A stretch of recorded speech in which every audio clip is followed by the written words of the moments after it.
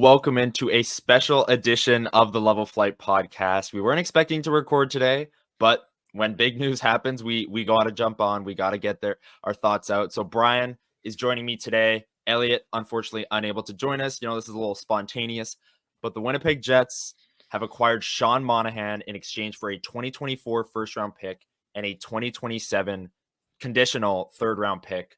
Brian, how are you doing, and what are your initial thoughts? I'm doing all right. I wasn't anticipating the news barrage today out of the NHL, but it's one of those situations where I'm still trying to figure out how I feel about the deal. It's very like the 2027 pick. It's very conditional based on how I feel about this. Yeah, I agree. The condition, we should say right off the hop, is if the Winnipeg Jets win the Stanley Cup this season, then the third round pick will go to Montreal, which is pretty inconsequential. Like if they win the Stanley Cup, who cares? No one's gonna right? care. So, yeah. So it's really, in my opinion, it's really just Sean Monahan for a first. That's how I'm viewing the deal. I'm not even thinking of the conditional third round pick because again, everyone will take a cup for a third round pick. It doesn't really matter.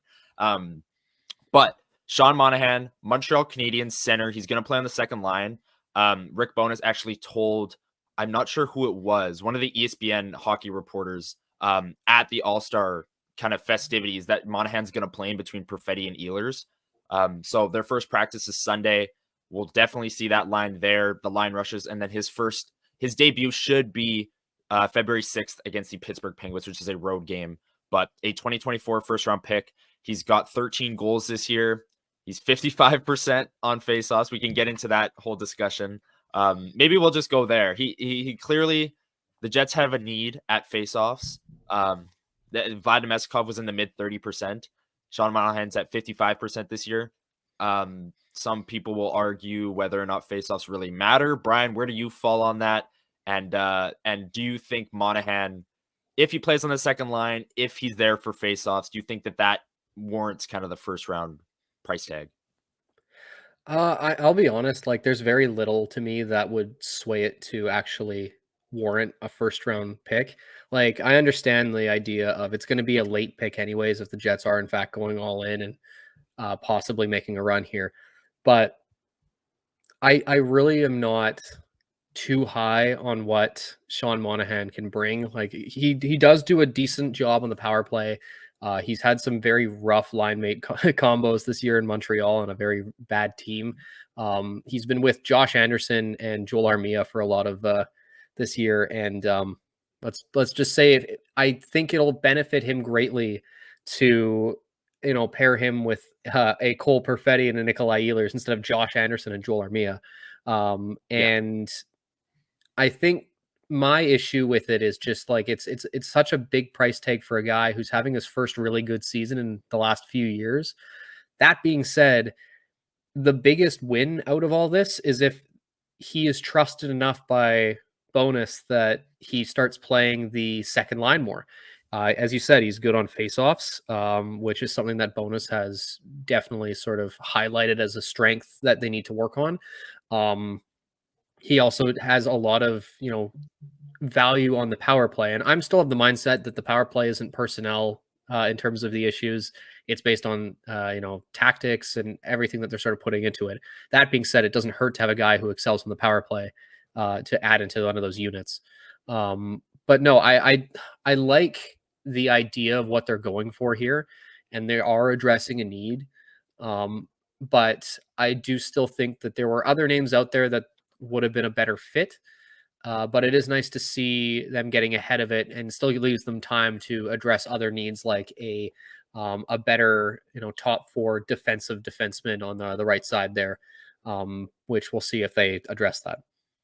Yeah, I agree with what you said. I mean, they clearly think, at least Rick Bowness does, that faceoffs are a huge issue. They're one of the worst teams in the league in the dot. So them acquiring a faceoff guy, them getting help offensively, and like you said, the trust that could go along with this, having him in between Perfetti and Ehlers on that second line, maybe giving them more opportunities to start in the offensive zone because they're not throwing out a guy with a mid 30s in the faceoff percentage, right? So We've got his evolving hockey card up here, and as you can see, he's slightly above average offensively in terms of like point production. A lot of it comes on the power play, which he's really good at, and the Jets have really struggled at. So that again addresses a need. The defensive metrics, I'm I this is where I'm willing to wait and see because as we know, the Jets are one of the best defensive teams in the league. They have one of the best defensive systems. Montreal, you could not be more opposite in describing their defensive systems.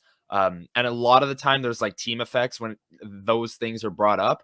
So I'm willing to wait and see how Sean Monahan looks, use a bit of the eye test, and not just take that expected goals against number for what it is. With Perfetti and Ehlers, anyways, he's going to be more of an offensive minded line. Like that's going to be their scoring line. Lowry's line and Scheifele's line are going to be asked to do the heavy bulk of the defensive matchups. But I'm not too scared at the bad defensive analytics. I don't know if you agree with that. He plays for Montreal. They're a bad defensive team on arguably the best defensive team and best defensive system in the league. Those numbers are going to creep back up to at least league average, I would think. Well, yeah, I think the thing is with those numbers is, yeah, I think they're, deflated a little by the Montreal, effect. Yeah. But I mean, to be honest, though, he's never been a great defensive center. Even in his Calgary days, he was a little bit lackluster in that area. But as we're seeing, there is a benefit of whether or not you are a good or a bad defensive player. You're getting that benefit from the bonus system. I'm not sure how much it will, really raise it. It probably won't lower it though, and I think that's the key. It won't get worse. Yeah. But I think we're going to need to really wait and see here to figure out exactly how he looks in this system and how it's going to take him a little bit to get into it, obviously. But doing a full month early before the deadline, you get a full extra month of sort of integrating him into these systems for a playoff run. And I think that, bottom line, this is a symbol of sort of confidence because there was a point where Sean Monahan was the second best asset on the market when everything was all set. Everyone knew that Montreal was going to be rough. From the second that the season started, Monahan was a guy who was on the list. Then Elias Lindholm came in, and obviously he leapfrogged a little. But you're seeing a guy who was very highly spoken of in terms of him being moved. And whether or not we agree with whether or not like he's an impact guy or we could have done better, the league perception was that this is a guy who is an asset for someone to trade for. And the fact that Cheveldayoff went out and did that early is a real vote of confidence in his guys that you have to think that they see this as, okay, we're pushing the chips in.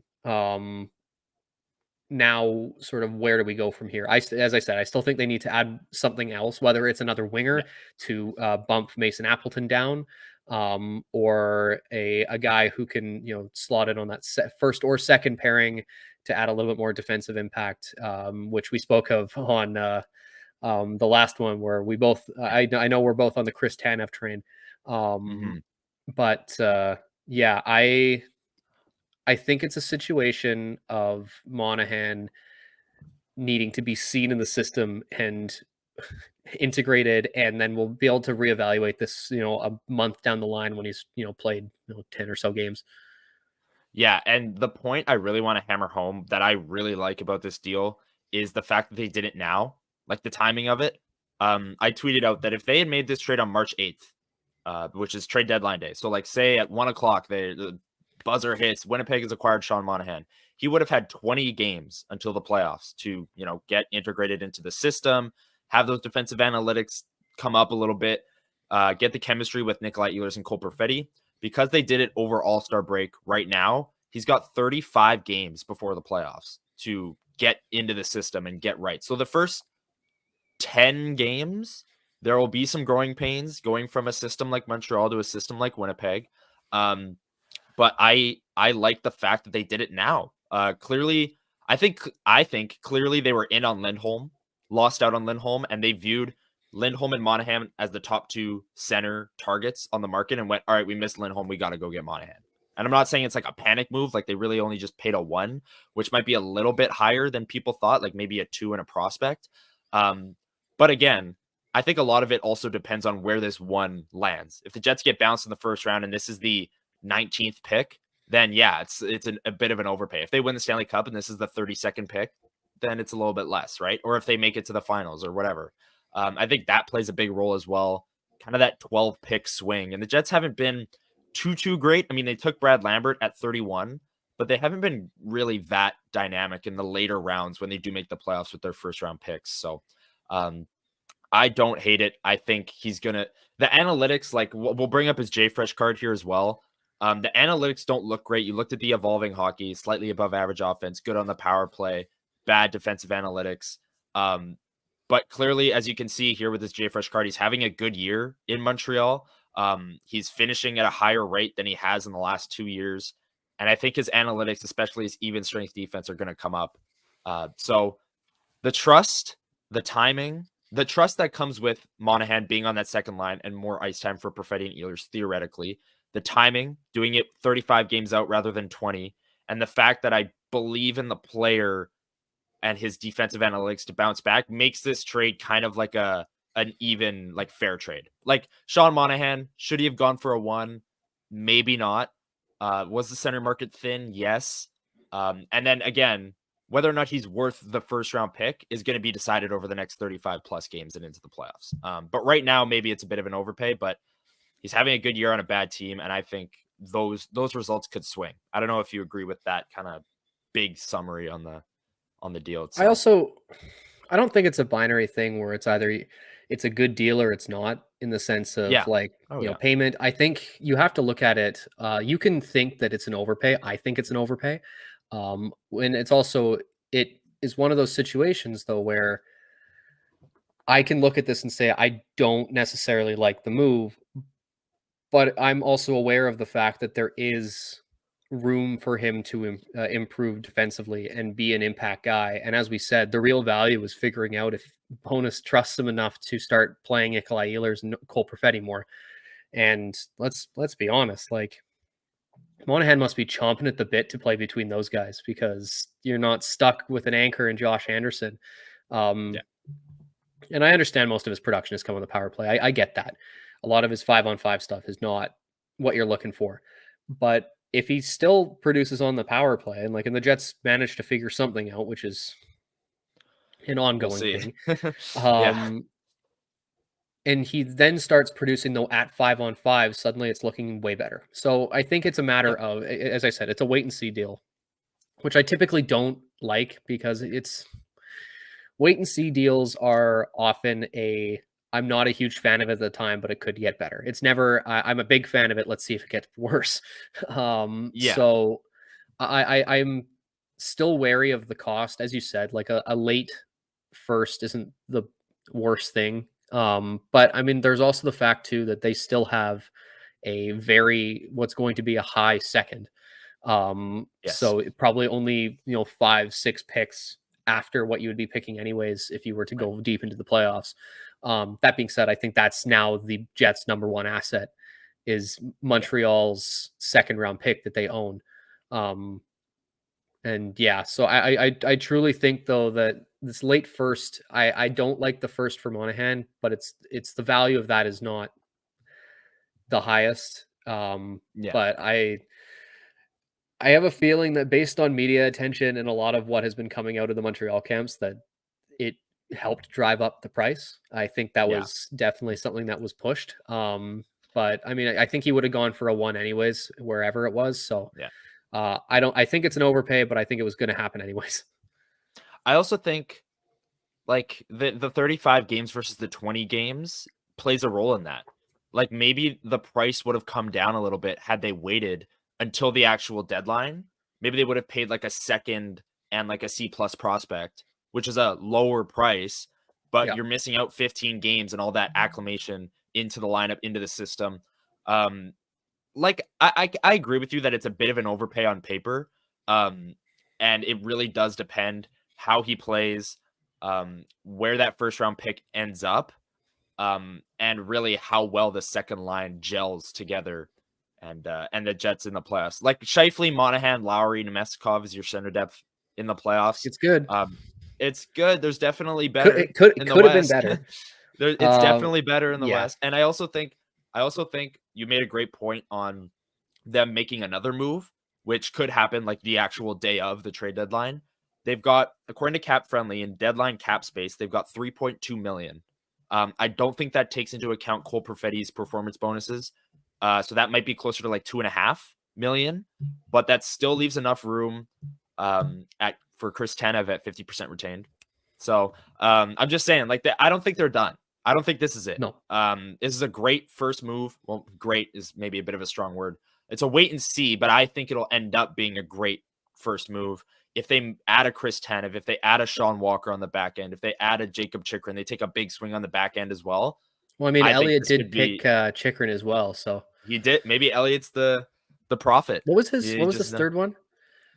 It was his third one Chikrin. was Monahan. Yeah, it was Chikrin, Monahan, and someone else. Yeah. Well, we gotta go back and take a look because Wow, I don't know. embarrassing. Maybe he knows. Yeah, yeah. But no, I like this move for the timing, the fact that I think the second line will get more minutes, and the fact that I don't think they're done yet. They've got deadline cap space.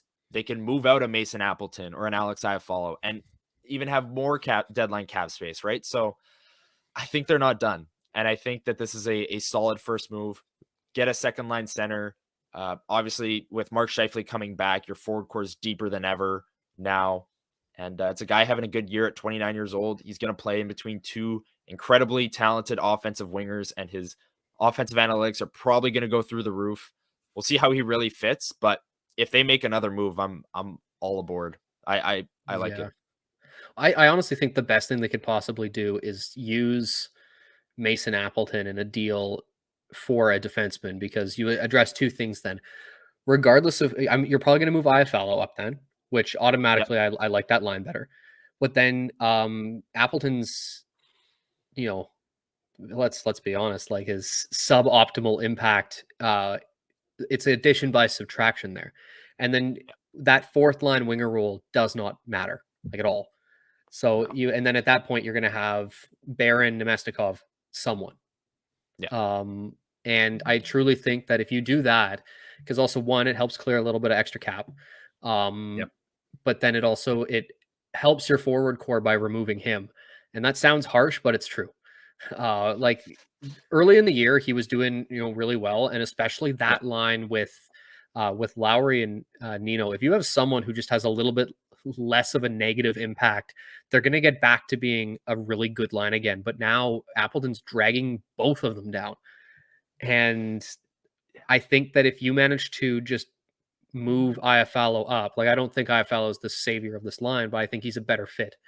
So I think if you move Appleton, you move a higher pick, like maybe that Montreal second, and then like Yeah. a B prospect to Calgary for Chris Tanev with some retention. I think that gets the deal done. Especially because it looks like Calgary's starting to bring in some depth guys to sort of, keep their forward core from emptying, but it's very Yeah. clear that they've given up. And your point on Appleton, that line, like you said, great to start the year.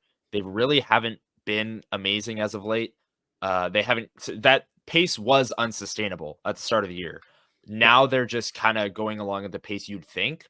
And Appleton, yeah, I would really like to see Niederreiter, Lowry, Iafallo. I feel like Appleton is a forechecker, a speedster, and Iafallo is just like a better forechecker than Appleton. I feel like the fit is seamless there, and they might be even better defensively, which is what Rick Bowness wants them to do. But there's a lot that I think is going to change over the next 35 games. Like, I Yeah. don't think they're going to roll with the lines that on Sundays practice, they come out with the line rushes. I don't think those are like the set in stone line rushes for the rest of the season. I think now that you have Monahan, you have the ability to move guys around, see who Monahan fits with. And then maybe that third line kind of falters a little bit. So you move an Iafallo up, or you move an Appleton out in a trade, or an Iafallo out in a trade to bring in a bigger splash in that forward core as well. So there's a lot that's going to happen over the next month. I don't think they're done, but as a first move, Sean Monahan, welcome to Winnipeg. I think this was a good move. Again, like we've said many times, it's a wait and see. There's a lot of things that have to go right for it to be a good move. But I think those things are going to go right. I think the Jets are going to make a playoff run. I think Sean Monahan's defensive analytics will take a turn in this system. And I think the Team second line's morale, going to be like played more. I legitimately think team morale might improve too, seeing that the GM's like, all right, you guys you're doing well enough that I'm going to reward you with someone to bolster the forward group. Yeah. Because I mean, you could tell that last year, there were guys legitimately coming out and being like, I want to, add someone in a trade. I want to make a run. I Yeah. want to do all these things. And then it didn't happen in the big splash sense. And then obviously we saw what ended up happening. Monahan isn't a big splash by any means, but I mean, he's one of the names that's been out there for a long time where I think that it's gonna do something for the room to show that the faith is there. And I don't think they're going to falter in the sense of, any sort of culture issues. So, Yeah, I agree. And Rick Bowness kind of said a few weeks ago, I think it was Scott Billick who asked him after a practice, like, if you were to add someone to this locker room, are you scared that the morale fit might not be there? And he said it's on the player coming in to buy into the room. So it's on Sean Monahan to buy into that team culture, buy into the defensive system, and I think he'll do just that. yeah. Another thing I want to bring up, this can kind of be the last point because we want it to be in around the 20-minute range. Last year, they traded a second-round pick for Nino Niederreiter. Now, this year, they traded a first. On paper, that looks pretty bad for Sean Monahan. I mean, on paper, that looks like Nino's like a bona fide top 6 player. Monahan has had 2 rough years in a row, and he's having one good above-average offensive year this year, and he gets traded for a 1. I think the timing makes all the difference. I'm a huge believer in the 35 games versus the 20 games heading into the playoffs, and the second round pick for Nino plus extension was maybe Cheveldayoff's best trade. So I think it's unfair to kind of compare the two. But Cheveldayoff, I've seen some people on Twitter say this. He hasn't missed in a year and a bit since last year's trade deadline. Like every single trade he's won. So I think if you're saying that this is like the worst, I see people on Twitter, this is the worst trade ever. They got absolutely fleeced. Like I've seen worse. Yeah, relax, first of all. And second of all, Cheveldayoff has earned the benefit of the doubt over the past month or year and a half, where you got to wait and see this thing out because he's won every single trade. So if he loses this one, he's still like 5-1 if we're doing like trade board like the Nemestikov, Niederreiter, Dubois, like he's still way ahead. So does that kind of answer for what this trade is and that it might be an overpay? No, but I'm just saying wait and see. Don't just rule out Sean Monahan before he even gets here. Is this the worst trade in Winnipeg Jets history? It's really not that bad. And Cheveldayoff has proven that he's got a decent track record with trades, especially around the deadline. So we'll see what ends up happening. I don't know if you have any final thoughts to close this thing out. No, I feel like we've kind of wrapped it up. Like the whole thing is in a vacuum, it might look bad, but that the NHL season isn't a vacuum. It's spread out. Exactly. So we will wait and see. Great take. The NHL season isn't a vacuum. I love it. A few things. Since we are posting this today, you did say off the top that there's been a lot of NHL news. Real quick, just to update people, NHL players are heading back to the Olympics in 2026 and 2030. So excited for that. Best on best, Canada versus USA. I'm a big believer in Team USA. I think that if in 2026, I think USA's got it, man. Like the rosters are scary. But anyways, that was one thing. Todd McClellan, coach of the LA Kings, was fired. They really sputtered going into the break. They won their last game heading into the All-Star break, but I think they went like they had 2 wins in their last 18 or 3 in their last 18 or something like that. So he's out in LA. And I think that's it for news that Gary Bettman is like live at the podium right now in Toronto. So we probably missed something here, but those are the 2 big things that we've heard of as it's 1:00 Central Time on Friday, just to keep people in the loop on what's going on. It was a hectic hour there. Monahan, Olympics, and McClellan all happened, and I was like, whoa. But yeah, I think that's all we want to say about the Sean Monahan trade. Got our thoughts out there. Make sure you follow us on all socials at Level Flight WPG, and we will further our takes. You'll see articles from both Brian and I at the Hockey Writers on this deal. Mine, 3 takeaways, is already out. Brian's is going to be coming out tomorrow morning, so keep an eye out for those. And we will see you on episode 65. It's going to be of the Level Yes, Flight it will. podcast Next week. Next week. We'll get Elliot's thoughts on the Sean Monahan trade. He's the one who drafted him in our trade draft, so He knows. He might be the most happy about the deal. Who knows? But yeah, we'll have a game to talk about. We'll have a Sean Monahan game to talk about, assuming all goes well in the 2 practices. And yeah, we will see you next week, episode 65. Winnipeg Jets acquire Sean Monahan. Check us out at Level Flight WPG for more hot takes on the deal. But thank you for listening, and we will see you next week. See ya.